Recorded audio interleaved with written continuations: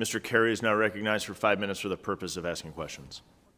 Mr. Chairman, I appreciate the opportunity to address the witness. And you know what's tragic is, and I think as this committee will find, I'm a huge history buff. Love historic preservation, love the Capitol.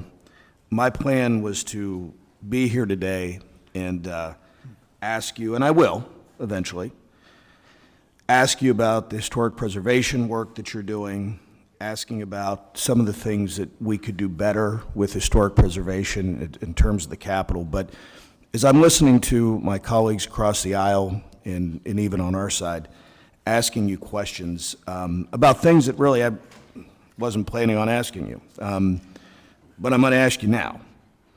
Does the AOC, do any of your other team members have vehicles like you do, sir? No. It was. In fact, I want to make it clear, too. I don't have the vehicle anymore. But you said the vehicle was essential. Why do you not have it now? Because Congress, in the last appropriations bill, chose to defund the vehicle. So if it's a mobile operational center, as you alluded to earlier, where's that communication now? Is that in your home? No.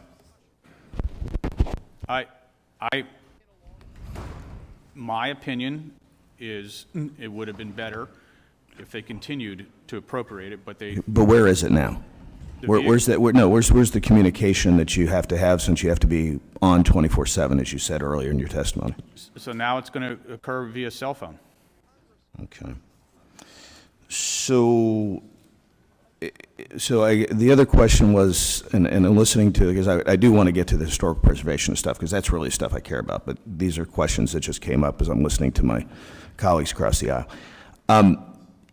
If somebody else is driving the vehicle,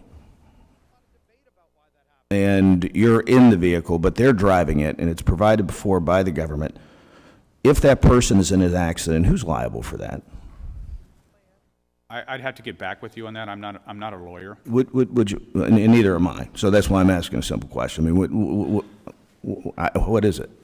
Do you have any idea? I mean, you don't know. I don't know. But if I'm working in the vehicle, then I'm doing work, which has occurred many times. Okay, but no other person in your executive team has a vehicle that was driven back and forth to the Capitol? That is correct. We have a home-to-work policy. That vehicle does not. I got that earlier. Let me ask you real quick. To Ms. Torres's question, I mean, so I know you weren't here, and neither was I, because I just came here in November 2021, but were any other of your executives on your team here on January 6th?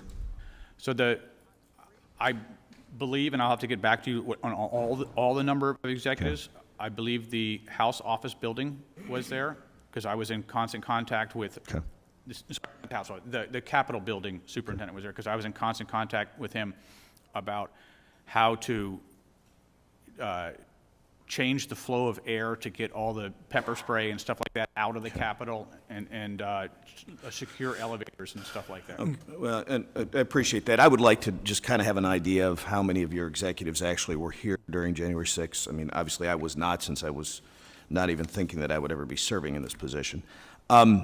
Okay, so let me ask you just a couple questions. You alluded to the AOC University. Can you give me some information on the program, and quickly do it, because I only have 1 minute and 9 seconds, and how it actually is going to help staff development, and how you think that's going to help your staff moving forward? Yes, thank you. So AOC University is mirrored close to what you would see in your normal corporate university, whether you're a large construction firm or you're an IT type firm. Mm-hmm. And it's really meant to offer the courses and training so that staff can either cross-train into something else where we have shortages, or further their careers. And so we've partnered with Precipio, which is an online training center, and are able to give staff classes where it's going to be free to them, but allow them, if they want to go from an electrician to an electronics mate, for example. Okay, so I have 23 seconds. How does this is the stuff I really wanted to talk about. How does historic preservation work factor into your strategic plan for the AOC?